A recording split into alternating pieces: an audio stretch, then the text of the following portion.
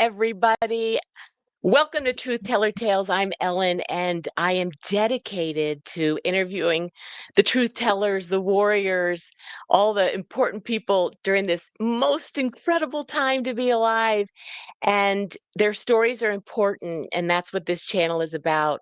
And today, I am interviewing somebody who has been a warrior on so many levels, and I've kind of bugged him about having an interview. So I'm beyond grateful that he took the time to talk to me so I could hear his story. So here is Jordan Clark. Yes, Thank you ma'am. for Thank being you. Thank here. you. Yes, Oh, ma'am. I'm I'm uh, just, I'm honored.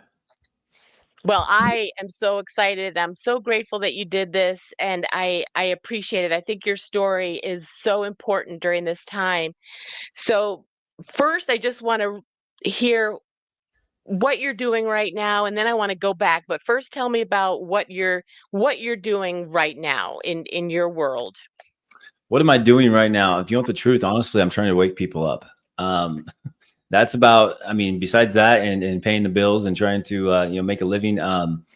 It's just trying to soak everything in, soak all this information that's being thrown at us, and not get too wrapped up in the matrix every day, Yeah. but also take that 40,000 foot view and understand that we are in the, I would say, the last phase of this operation that's been going on for a very long time, and it's an amazing time to be alive.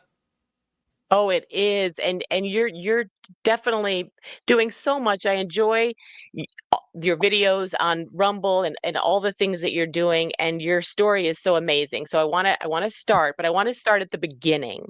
So tell me about where you were born and about your family growing up a little bit. So I was born in Lincoln, Nebraska, back in 1988. Time flies. Yeah. Yeah, so I've it's kind of part of my testimony, but I grew up. I had one sister. Um, Parents, everyone was from the Midwest, from Nebraska, and then honestly, I at the I guess early ages, 18 into 20, I went out and started running supplement stores and stuff all over Texas, and I went from Texas to Utah, so I was kind of all over with the company, just trying to be successful. But yeah, most of my life I was in Nebraska, and I can tell you more, obviously, on the family deal. It's part of my story, but from what's left, I think they're all in Nebraska. So you were in Nebraska, Lincoln, Nebraska, and so just would you say middle class, just regular childhood growing up there? Yeah, definitely. I was never given things growing up. I was blessed to have, you could say, blue collared, hardworking parents, but definitely was never the one kind of given everything. So had to definitely work for what I had and earn things the hard way, which is great because it taught me a lot of values. But it was a rough childhood. My parents divorced, and I think I was like around 8, Oh, and wow. yeah, my mom moved to a different state with her um, new husband, and that ended up separating us from our father, who was in Nebraska. And just looking back now, that stuff really does take a toll on children. And I can get into more, but my sister, she Yeah. passed. My sister passed away in 17, at the age of 24, and You from what? that one's still playing out. Yeah, my dad. I don't know. My dad found her decomposed on her bed in her apartment. So yeah, I can tell you more about it. But so yeah, it's been a whirlwind, and I think the biggest thing looking back is just how this matrix that we live in consumes us and drains us, and Yes. it's absolutely horrible in the way that it separates families through Yes. all these cliche things like you got to be successful, like yeah, there's a lot of things, a lot of factors, but yeah. So anyway, Isn't that the psyop though? And also, so your sister passed when she was 24. Is that what you said? yep. A How old were you? So in 17, that 2017, I have no idea. So I was probably 28, I guess, 20, 29, So you're 28. young, so your younger sister. Yep. Yep. She was 4 years younger. And so you were out and gone by that point? Yeah. Yeah. I left home early. I mean, I guess, I going back to my past, I've been in supplements and health. I don't know if you've heard of complete nutrition. Yeah. Complete. So I started with complete nutrition in 2009. We were based out of Lincoln, Omaha, and ran stores in Lincoln, and then ran stores all over Texas. And so I kind of got, pushed into opening these new stores all around the country. And obviously I left home at the age of, I think, 23 is when I bought my house in Texas. So, Wow. um, So I yeah, wanna go back to that. First of all, so you said Lincoln, Nebraska and Lincoln, Omaha. Lincoln, Omaha, like So there are they're pretty, 2 Lincolns, 2 Lincoln cities in 2 different states. Lincoln's the capital. Omaha's obviously it's really right next to Nebraska, right next to Lincoln, but it's bigger. So people always That's think kind of Lincoln. interesting. And What's so that? why do you say that you were, um, pushed to open these stores? What happened? Like, did this the supplements and did this come because were you an athlete in high school? Were you I mean, what started you on that journey? No, no, no, no. So I mean, I was hired on with Complete Nutrition, and then I was very good at what I did, and I just took the next step in climbing the pyramid, and it was going from a sales consultant to managing stores in West Texas to being a district manager over 3 stores in West Texas, and then eventually ended up running the number one supplement store in the world ever out in Midland, Texas, where all the oil's at. And Yeah. yeah, so that was I say this because I have always had the fear of failure. I've always had the fear of being unsuccessful, whatever that meant in this matrix. Um, so I look back and, I left home, I left my family behind. Things that you kind of question, I guess. But go ahead. So why did you leave, and did you leave so you said that at that point, your mom and dad were in different places. Um, did you leave that whole scenario so you could go out on your own? Did you leave on good terms? How did that go? No, I mean, so my parents, just did what they did in their careers in Nebraska. Yeah, they separated early. And again, I was asked to go out and open stores and run these complete nutritions. So I of course did. And life went by, and I guess you could fast forward kind of a little bit to 2017. Finally, I said, "Why am I doing this for somebody else?" I want to buy my own franchise. So in 2017, I went back to Nebraska for a week and met with the owners of Complete Nutrition and said, "Hey, I want to buy this store out in Sarasota, Florida." And they said, "Okay, cool, done deal." And then I moved to Sarasota, and that is when everything kind of started taking off and also not taking off. So 17, obviously, I moved to Sarasota. I got my own store. I bought my own franchise and living the dream, single, 27, whatever I was, however old I was. And I'm living the life 6 months in and running this store by myself.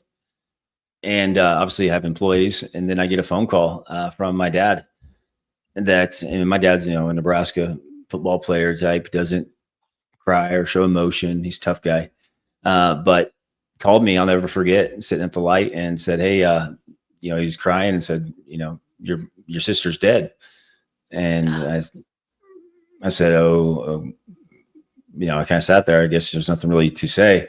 But it was a very hard hit. And I always tell my testimony with this context because talking just about heart failure and stuff. Well, everyone wants to know how it happened, why did it happen?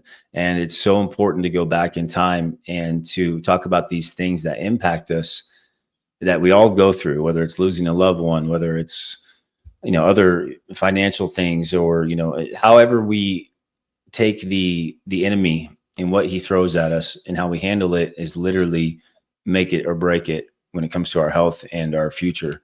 So, I've been through pretty much everything. And again, I'll share and elaborate more, but I wanna hear all that, and before that life-changing event, earlier in your life, something must have driven you to be the guy that didn't wanna fail, right? And that you were already, successful, had your own franchise at that point. What do you think, what events in your younger life, um, happens to make you that guy that, didn't wanna fail and was so driven? I think honestly, it was just growing up without money. Growing up and having to earn everything. The worst feeling in the world is to be, I guess for me, it would be like be homeless. I mean, like this matrix that we have is that we live in is a slave system with, no intentions of letting you out, but we have to figure out how to Right, survive it. So for me, it wasn't so much about being like this vision, publicly being a successful guy with suit and tie. It was just more about being stability, financially stable, to where, I could raise a family and not have to worry and go through the things my parents did. Um, does that make sense? I guess. don't you think that's the key though? That in your head as a little one, you saw this instability, at that time, and you just said it, and so you wanted to bring some stability in your life when it was time, um, for you to have a family and things that you could have a stability that maybe you lacked, as a youngster. Do you think that could have played into it?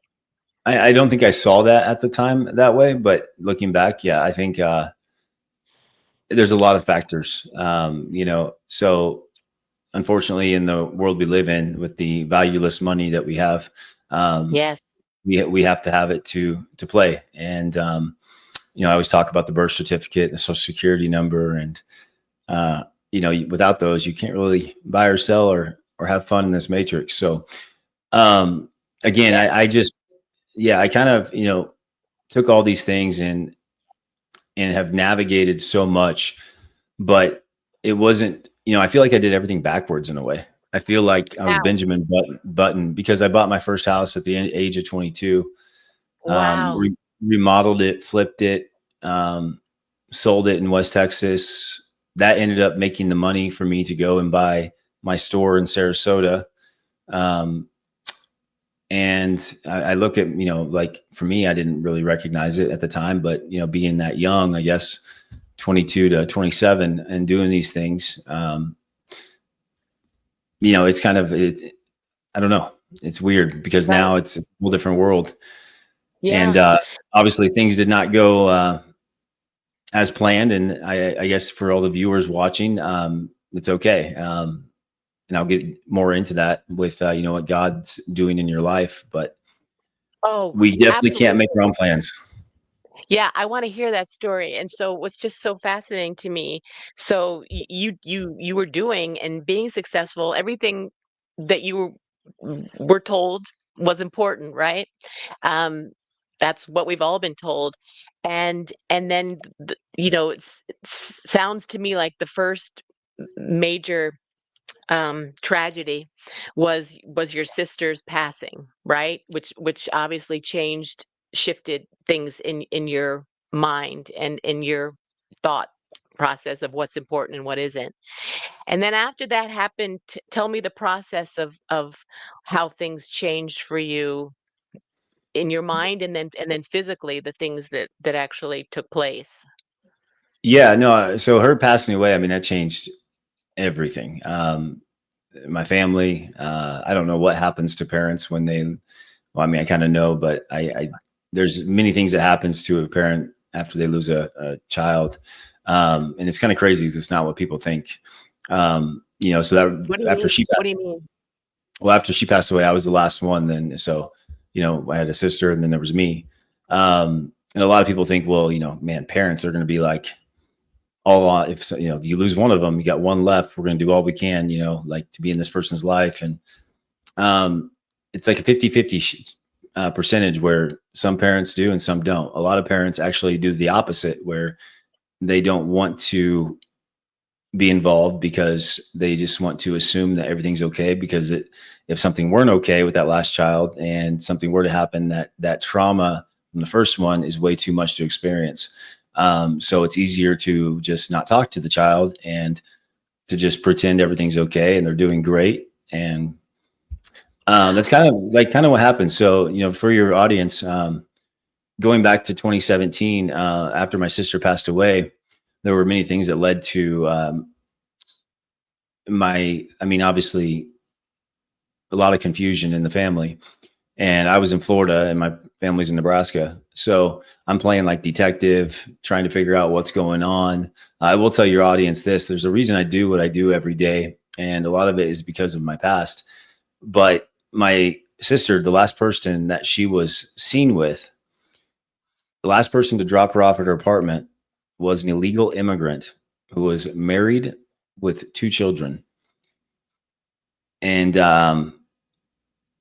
Ugh, happened to work with her, and that was the last person she was physically seen with. So there's a reason I do what I do.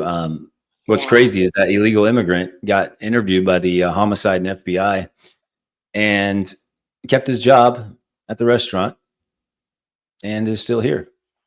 Wow. Crazy, Yeah, yeah. it Again, that's back is. in 2022. So, or excuse me, 2017. So it was right when Trump Yeah, got in. But so, anyways, I went through all this, and yeah. um, my family, my mom, I guess to be blunt, I've never had a super close relationship with my mom.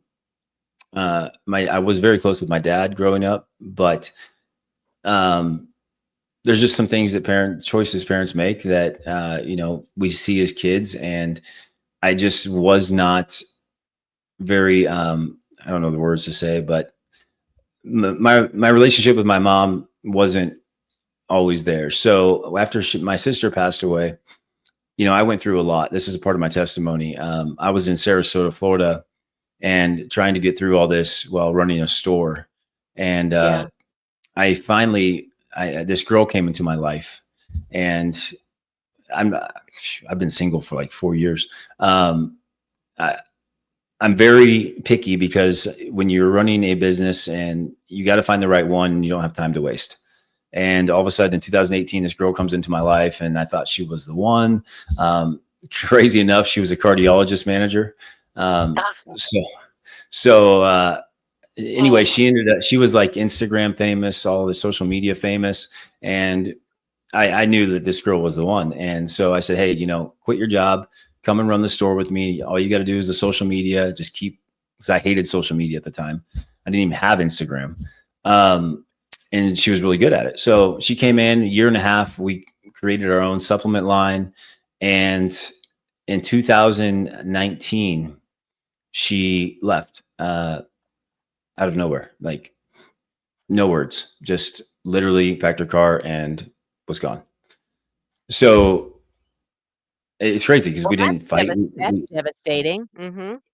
We didn't cheat. Like there was like we didn't fight verbally, physically have any altercations, and we never cheated on each other. I literally trusted her with running my social media, like 5 platforms.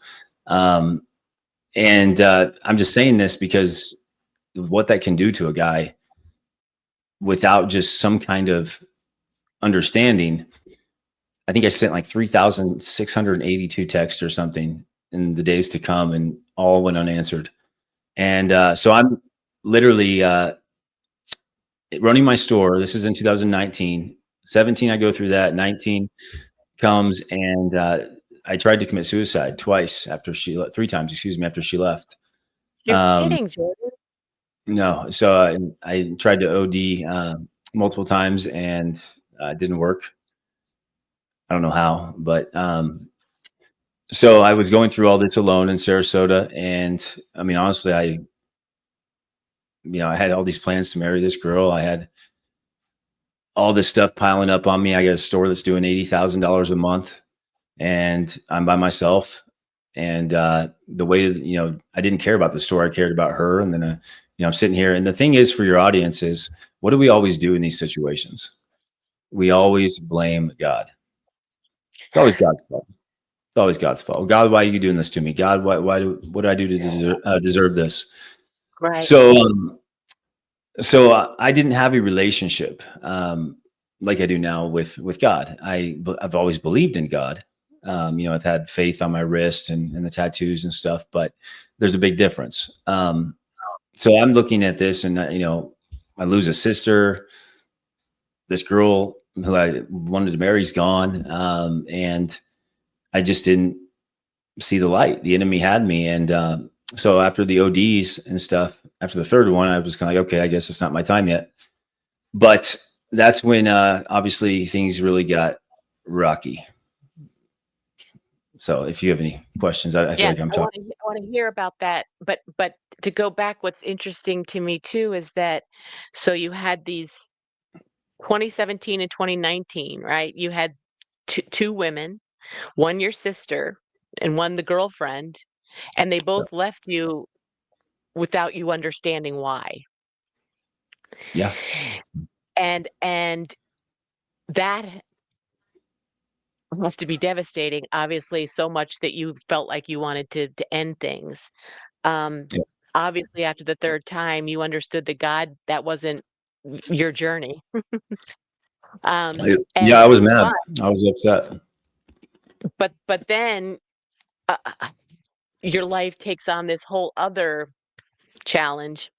So I would really love for you to to go and start to go into that. What was the time frame between you realizing that you were not gonna be successful in leaving here, that you were gonna be here, and what was the time frame between that and when you physically started having, um, your your problems with your heart and everything? There's so much in between still. And I'm telling, like I said, I'm telling you all this context because it's so important when you add these things up and what happens to our bodies as we go through these longer Yes, seasons. So yes, 17, my sister dies. 19, obviously, I tried to end my life after my ex leaves me. And then what I was going to tell you is so when my ex left, my mom, I hadn't heard from her, and she sent me a text or something like, "Hey, coming to celebrate Morgan's death day, like her anniversary." And she's like, "I'm coming to celebrate with you and Kayla." And I'm like, "Wow, this is like 5 months after Kayla left." And I'm like, "Have you not been paying attention?" I mean, the whole world knows Jordan like literally tried to off himself and is not doing very well right now. And so I was like, "Don't worry about it." Uh, Obviously, Kayla's not with me anymore, and I don't want to celebrate my sister's death day. So I did not talk to my mom after that. And then my dad, he's a jokester, and he said the wrong thing one night. That night when I tried to take my life, when I got home, um, he said, "Well, you effed that one up, didn't you?" And referring to my relationship. And I said, Dad, if I ever make it through the Midwest, maybe I'll stop by. But until then, don't ever reach out to me again. And going through a lot of emotion, I blocked him, and actually never talked to my parents one time for 4 years, 4.5 years. So wow. you add all this in, yeah. So in 2019, I think we all know what happened. We got hit with a pandemic. So I'm going through all this, and then we have this news coming out about a virus. And I'm in a very high end retail spot in Sarasota, Florida. And I remember all the stores shutting down, Target, Best Buy, Chipotle, Verizon next to me. Everyone's shutting down, and my overhead's like 30,000 a month just to break even. So I'm like, I'm not shutting down. Like, this is crazy. But obviously, customer wise, we went from like 30 customers a day to one. So I had to let my employees go. And I'm going through this in 2019. I'm by myself in this store. and really, I mean, obviously no one really knew what was going on with the whole virus. And I mean, we all had an idea. And then this is where the Q board comes in and really saved my life. But so I'm in my store, and my best friend, who also passed away, he was Army Ranger Intel. So Jay was a very good friend of mine. And in 2018, out of nowhere, sends me a text. And again, I'm with Kayla, so I'm like, this is weird. He's like, hey, save these. And it was a link to Fall of the Cabal, Out of the Shadows, the 4chan server. And that was maybe one other something else. But I'm at that time, I'm like, what are you talking about, dude? This is crazy. And so I've had these links on my phone. And then in 2019 into 20, I'm sitting in my store and I have all this time, obviously. And Jay passed away in 2018, 6 months after he sent me those texts. I don't think he's dead, but he had an obituary that said he was gone, and at 43 years old. So I lost That's a whole another. other story. What's that? That's a whole other story, sounds like. Yeah. So I'm sitting there and I'm like, okay, I click on these links, and then boom, I was glued. I was glued to the Q board. I was glued to watching these reports, glued to watching Out of the Shadows, every single one of them in my back room of my store. And I was crazy. Like, I would watch these and I go out and help a customer and be like, hey, did you know this? Like, children missing, they're drinking the blood. Like, and I probably lost every customer at that time, but um, Yeah. it's one of those things. I said, they'll always come back. Like, you might lose them right now, but they'll come back. So yeah. So anyways, 2020, that's what happens. And Jay, like I said, gave me that intel, and then he also died. And then you got any questions? So this Jay is the fella that you really don't think is gone. One of my best friends. Yeah. He was an Army Ranger, very high with intel. And So you think he's somewhat somehow involved in this operation I don't that's know, going on? 43, and then to die of pneumonia in a state he's never been. It just didn't make sense. Yeah. I mean, So what's so interesting? So at that time, Jordan, because here's another death in your life where it seems unexplainable, right? But this one, did you have a not as a doomed feeling about it? Was this more of a especially since you started watching those things, did you question it in a way that didn't feel like doomed, that maybe something else was going on? I mean, when it happened, I obviously didn't know anything about Q or anything like that. I just, I honestly, you become numb. Like at that point, Yeah, I mean, I lost my sister. I didn't talk to my yeah, family. I was right. literally by myself, just survival mode, and Yeah, just trying to pay the bills. I So hear honestly, that. Yes, I was blaming God, and I'm just like, all right, God, at this yeah, point, take whoever you want, I guess. Um, then yes. things got harder. Things got worse. I was sitting in my store, and I needed to make a move. I needed to get out of it, and I wanted to invest in a supplement brand, one of my top brands in my store, and get out of the whole retail side. I wanted to actually just get a fresh start. And my friends in Utah with Surge Supplements, it was a perfect opportunity, smaller brand, a lot of room to grow. Utah sounded nice. And I remember calling them. I'm like, hey, I want to invest and help you guys grow this thing. And not just be an investor. I want to like investor owner and help get things done and take my experience. And they shot me down at first. And then they came back like, okay, cool. Yeah. And I invested around a little over $70,000. Um, I wired them the money from Sarasota, $70,000, got out of my store without still having my lease, and was going to Utah, get a fresh start. And I get there, and they don't even have an office. Oh, So I'm like, oh, well, this ain't good. So right. now I just lost the last thing I had, and that was my career.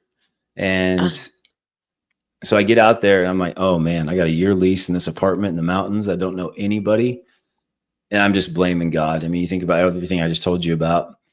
And I didn't know what I was going to do. So I just made a makeshift store in my apartment, started put racks up, started selling supplements over social media again. And that right there, I mean, that took a serious toll on me stress wise, because I was dealing with all this. I never got my money back. I'm dealing with no family, no nothing.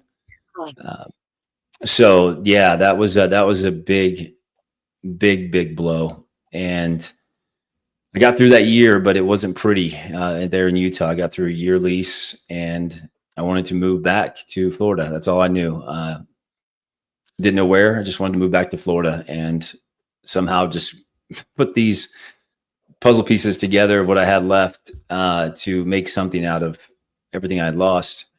And I had a friend in Texas that is a very close friend. She was a customer, her and her husband, and I didn't have anybody to help me move. So she ended up with her, husband. They came out and helped me in Utah, packed my U-Haul and stuff. And I said, well, hey, instead of flying back, just ride with me and I'll drop you off on my way to Florida down through Texas. And said, okay, cool. So I get to Texas, and they own a FedEx company out there, and they're like, "Hey, why don't you just stay a couple of days, relax?" Because I had no idea where I was going. I was just driving to Florida. Didn't have a lease. Didn't have a place. Just a U-Haul. And I said, "Okay, cool." And she goes, "Yeah, we'll get you resituated with a trailer, and you know how that goes." So I'm in their home. I'm in their little family bedroom with their two kids, and all of a sudden, my heart starts to give out and fail. And yeah, so things definitely got harder. Yeah, so that's just I know that's the start of this journey, but the fact that uh, you weren't alone, right? I mean, all of it, all everything is just such a God thing. Everything Yeah, that happened, the good, the bad, and the ugly. And so you were there at their home, and your heart starts to fail because how do you know that? how do I know my heart failed? Yeah. Well, I mean, I'll tell you about like my symptom and stuff, but yeah, it's all this stuff I've talked about. All this stuff adds up and puts so much Yes. stress on our heart and our bodies. Right. And I'm a health fanatic. Like I haven't had fast food in 15 years. I stopped drinking back in 2019. Um, so for this to happen to me of all people is, they say, so there's some genetics. I don't like to say that, but I did have two grandpas that died at the age of like 60 something. So I never had grandpas growing up either. They died of heart attacks, but Oh, so it does run on both sides of the family. But I was in Texas, and I put on 24 pounds of water weight in 2 days. So from my waist down, I put on 24 pounds of water, holding wow. 24 pounds of water. So I knew something wasn't right. Um, and that ended up saving my life because that got me to go to my doctor, my PCP that was there. So I was like, something's not right. Hey, Tiff, my friend, I probably should go see the doctor. I think my thyroid's going out or something. And I mean, I wish I had pictures. The swelling's insane. Like literally, you couldn't see my legs. Like I had cankles, and um, so I get there, and the doctor didn't even take me in. He said, "Hey, how you doing? I got you a straight shot to the ER. You are not even going to Oh, have to wait." And I'm like, "Okay." He goes, "Yep. So they'll go over everything there with you, and let's get you, hurried on over." And I'm like, "All right." So he knew that it was my heart failing going out, but he didn't know the in depth, the severity of it. So I got to the ER, and man, this thing was a zoo. I think 2022 when this happened, COVID and everything going on. By the way, for your viewers, I never got vaccinated. I'm obviously very against it. But I get to the ER, and they do all these little scans on me, tests, and I'm just sitting there. It's very hard to breathe. It's very hard to function. Um, and then after like 2 hours, I'm in this bed with EKGs, and Tiff sitting over here on the side, and this doctor comes in the ER. He's arrogant and little swole, arrogant guy. And he walks in and he turns off the TV. I'll never forget, pushes the TV off and says, "All right, Mr. Clark, well, you have severe heart failure, non-ischemic cardiomyopathy." And I'm just sitting there like, those some big words. Okay. I'm like, thinking my life's about to change. And I still have the water weight on me, by the way. So one thing, I'm just kind of listening to him talk, but I'm not. Tiffany's crying over here. And I just hear, and it looks like we have some signs of COVID, some symptoms of COVID. And I looked at him. I said, "Sir, no, I don't." I said, "I have nothing to do with COVID, and nothing's going to happen in regards to COVID. I'm not doing your test." And you should have seen his face, like lost it. So I declined his COVID test, the swab, and he leaves the room with his nursing assistant for almost 2 hours. Me and Tiff are in there. I mean, you got to think what's going through my head. Like my whole life's about to change. Still got the water weight that didn't even drain, which is very easy to drain. And all of a sudden, after 2 hours, this lady, the nursing assistant, comes back in with the clipboard and pretty much throws it on my chest and says, "All right, Mr. Clark, you're good to go." I'm like, "What?" They're like, "Yeah, well, you went against our medical advice, so there's nothing we can help you with moving forward." Uh, and then it hit me like, "Oh, this is real. Oh, wow." So I ripped off the EKGs. I said, "All right, Tiff, let's go." And I stumbled my way out, barely breathing, and got in the car. And yeah, Oh, that just makes me mad hearing about it. Ah, I can't stand it. So yeah. when then you were when you left, and so then what actually happened? So then we got home that night, and that was probably the worst night. Like I couldn't breathe. You know, the inflammation was so bad. You can't sleep. I mean, your liver's going out. My kidney was going out. My kidneys. And Tiff's like, "Well, you're going to go to another hospital." I said, "I'm not going to another hospital." This is out in Lubbock, Texas, like West Texas. I said, "I'm not. I know what they're doing. They're racking up bills. I know exactly what's going on." She's like, "Well, if you want to stay under this roof, you're going to go." I'm like, "All right, whatever." I said, "Okay, if you're paying, I'll go." So Hmm. the next morning, her husband takes me to another very large ER. Same thing. So busy. 9 in the morning. They get me in. They're a little trickier on this one though. So did the same thing. They never drained the water weight still. And instead of what they did is when I declined their COVID test, I needed an echocardiogram done to really see how my heart was doing. And obviously, about everyone in the hospital needed that too.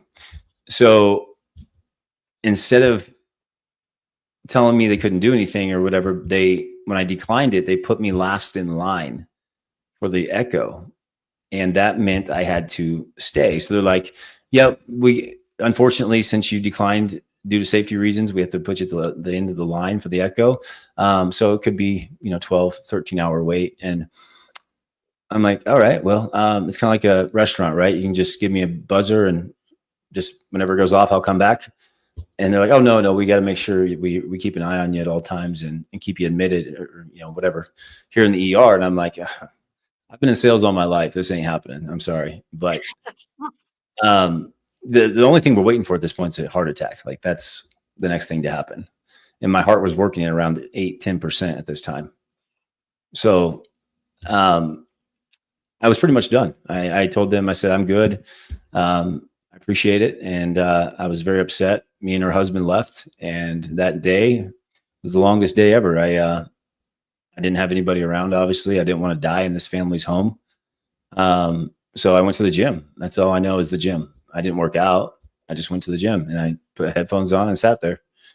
Um, and that's where, it kind of got really crazy and God really started taking over. But I was, if you can imagine, done. I mean, you just kicked out of 2 ERs, family, nobody even knows I'm dying. This all happens within a week. And I mean, I had nothing left in the tank. Like I was just ready Yeah, to go. right. So you just lost your job, your career, your profession, your Yes. savings. Like I was blaming God and I'm like, I don't want to be around anymore. I'm just done. Yeah. And yeah, so go ahead. So when you hit another bottom, I mean, I think in the past you thought you were hitting the bottom before, right? Yeah. And then a bigger bottom came crashing down.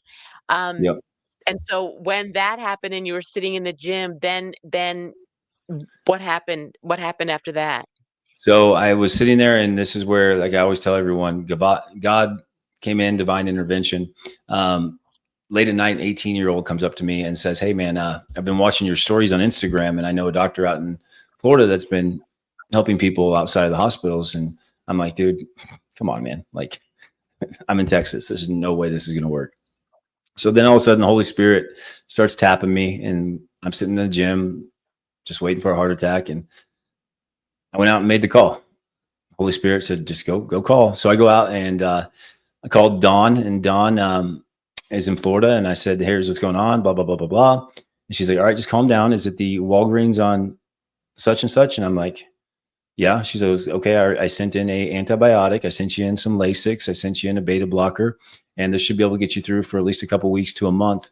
But I need you to find another hospital." And so her prescribing me those that night saved my life. It got the water off.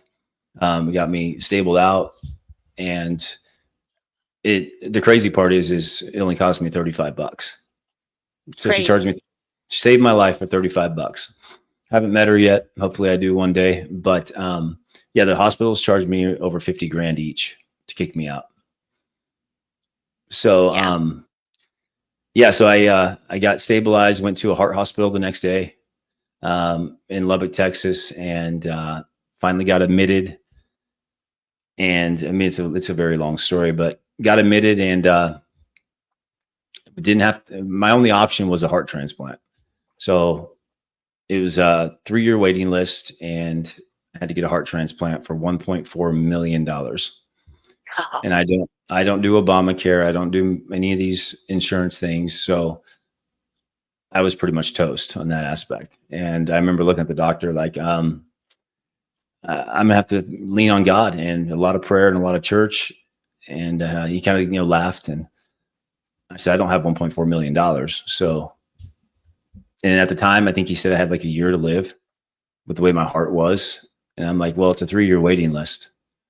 So um, all these things go through your head, and it's absolutely Yeah. crazy. It's crazy, but I'll tell you, when I finally got admitted that night, I didn't know God like I do now, and I'll never forget 903, little room by myself. No one knows I'm dying. I actually called my parents that night to tell them, "Hey, your last child's about to lose his life." And I'm laying there, and I remember saying, "God, there's no way I'm going out like this. Like, if you're going to get me through this, if you're going to give me the endurance and keep bringing me back, there's got to be a purpose for this." And I just For broke down sure. and surrendered my life that night in that hospital bed. It's like I always tell everyone, it's like God was like a wrestling match. He's your partner, and he's over here just like looking at you like, "Are you done yet? You gonna let me take over? You gonna tag team here?" Because you do things your way, like you have since 2017, and this is what happens. And that's kind of what we all need to understand in life is we kept trying to do things our way. I kept trying to do things my way against the grain instead of letting God just do his thing. And ever since then, like I tell everybody, I didn't change. The devil lost. So Yeah. I didn't change, like, "Jordan, you're a different guy. You're this and that." No, I just, I went under angiogram was my only procedure I had. And they gave me the anesthesia, and it was like I was out for so long and just peace. And then I came back, and ever since then, I mean, obviously, yeah, money and things matter, but I've just kind of been allowing God to show me different doors, and trying to navigate these very crazy times. These last 4 years for anybody is not normal. It's called the pause for a reason. It is. And I it's just so fascinating to hear that story. So, obviously it's ongoing, but I just have to say that even those little taps that you got, not the big ones, but the little ones, like the 18-year-old at Mhm. at the place where you were working out and tapped you, happened to see you on social media, happen to have the name of somebody. And at first, though, you said no, no, but you were open enough to make the phone call. I mean, those moments, when you can reflect back, with the eyes that you have now of having that connection with God, you see every single thing. He has had your back, and why certain things were supposed to happen, why certain things didn't happen, why some people like you have so many obstacles to go through, and you go through one, and then you're even, then you go through another one, and then you go through another one, and God is in your front view mirror, is how I say it. I always thank God for Yep. allowing him to be in my front view mirror, front and center. And then you do end up having that peace of understanding. Doesn't mean you're not going to have challenges, but it's a different way of seeing it. But the eyes that allowed you to see that, it's also amazing that you sat in your back office and watched Fall the Cabal and all those Yeah. things back then too. It's that woven story that you have, that intertwines with other people who will also, see what's going on, and it always intertwines with an open mind, and God is always Well, in that also picture. too, the Q board saved my life. I mean, when I made those decisions, I had researched Q and the boards and everything for a very long time. And I knew there was a pandemic. So, standing firm in my decision not to get the test saved my life for sure. Um, but I don't think people realize that. But also, like I told you earlier, fast forward to now, God did not give me a second chance for me just to sit back and not have Yeah. the ability to share all this information I have. Right. I've truly been alone for this many years, searching and researching Q, the Matrix, the Cabal, the Deep State. And people ask, how do you know all this stuff? Well, no, I put the time in. Like Yes. X22 report. Like I could not miss one report since 2018. Like I could not Yeah. miss Dave one time. Tiffany, Right. the family I live with, they'll tell you, like we watched every report in the hospital every night. Like, so it's those who had the ears to hear and eyes to see, and the little tug from God saying, hey, you need to learn these things. I mean, I don't know everything, but there's a reason we studied this stuff for so long. And now you look at what's coming out and all the information, people are going to need help connecting dots. And, I don't even think we're even getting started yet on the way we're going to be used to help people understand. It's going to be massive.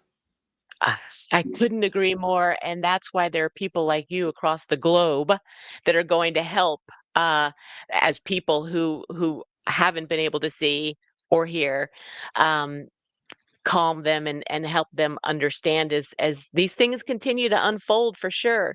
And so, Yes. as you were talking, I was thinking, since all that has happened, how has your relationship, on a personal note, with your parents, how has that been? Um, my mom, she, definitely flew down quick to get to the hospital when my heart was failing, and she's been doing all she can to help. But dad, not so much. Just to be completely honest, I don't know. So I don't think about it, and Right. I pray every day that God removes the people that I don't need in my life and aligns me with the ones I do need to fulfill this purpose. And sometimes people got to be the black sheep, and sometimes you got to break family curses. So Yes. And it's a Jordan, long story. yes, but it is so interesting because obviously, you told me that you were always close with him, right? And so, that closeness, it probably scares the hell out of him. And as you said earlier in our discussion, people have certain ways to cope, and sometimes people just can't cope. Um, and that's what makes your story just so amazing, is because through everything that you've been through, you still have this fight, which I believe is that inner spark of God, that allows you to keep going, and it's just amazing. And it's also interesting how I hear a lot of people found God through those Q drops because there's some scripture in there, and it's just There's a this lot, whole yeah. journey. Yeah, this whole journey has just been so amazing. I'm just so uh your story is so amazing to me, and I'll be thinking about it for a long time, and I respect you so much for Thank all you. that you've done and you continue to do. And and so today you're still battling on and off with some health problems? Oh, yeah, I mean, that heart failure doesn't go away. It's one of those things you just gotta the heart's a muscle, so you gotta build it, strengthen it. Faith, prayer, healthy, working out, be active, but it definitely has its roller coasters. So Well, I know there's going to be people all over that appreciate your story, sending prayers and stay admire away from you. big pharma. That's about all I can tell you guys. Yes. I did not take And any medications they told me to take. I did not do any of the surgeries they told me to take. And when I followed my plan, which was eating healthy and consuming a lot of salt, eating a lot of eggs, everything opposite you've been told, uh, my heart started healing and going up.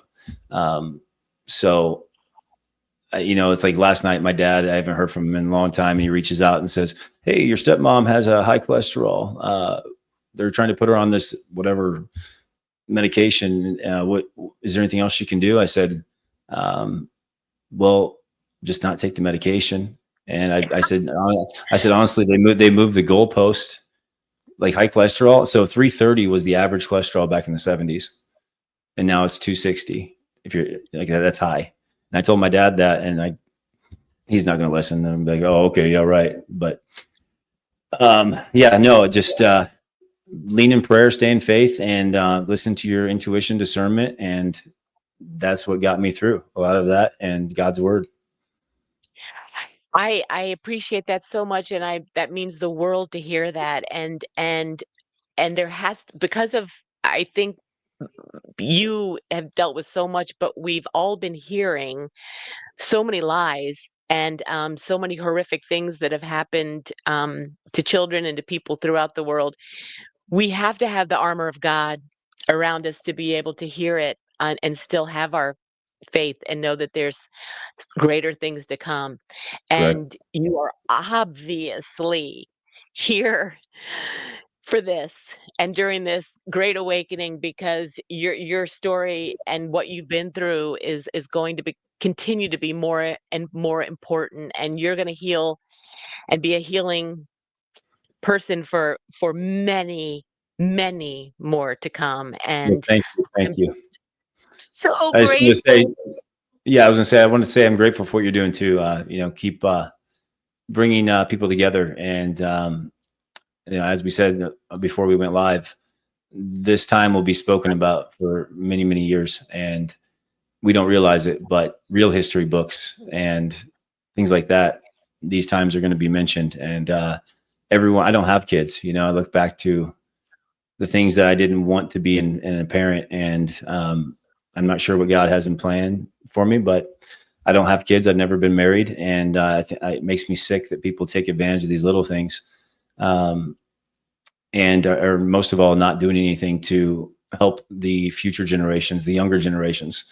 Right. Um, we stop thinking about yourself and start thinking about the future generations, because that's what this is about: financially setting them get set up financially, getting them set up with information.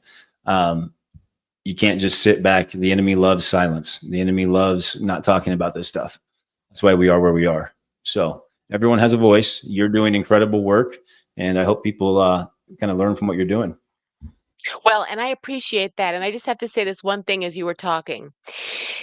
As people are forced to wake up at some point, right? They're going to say, "Well, I didn't see it because I had a death in the family, or I had a heart problem, or I had this," and you're going to I'm going to be able to say, Jordan had the same thing, and somehow he was able to see it, and he was able to get through all this and be able to understand it and push through and figure out how to get God in his life, and it you can't just be the victim always. And you have been, and you're the epitome of being a warrior. Thank And you. I just admire you so much. And so, for the very end here, just the at the bottom of the screen, Jordanclark.info is where they can find everything.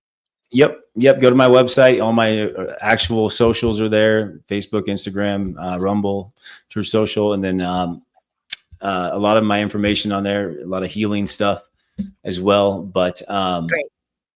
yeah, I guys, just it's important just to do your own research. And this is kind of mind blowing to me right now. Since this might be a moment in time, I had this popped up over here. Looks like we lost Hulk Hogan today, 71 years old. So it just came out, but Oh, wow.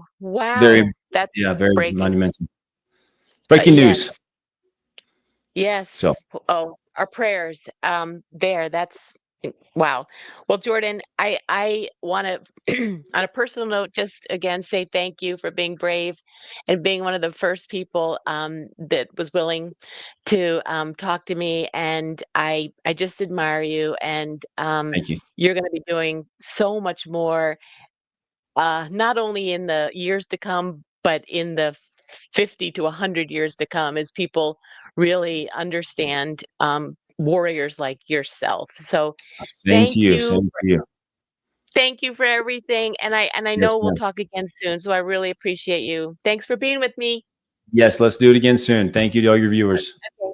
Take care.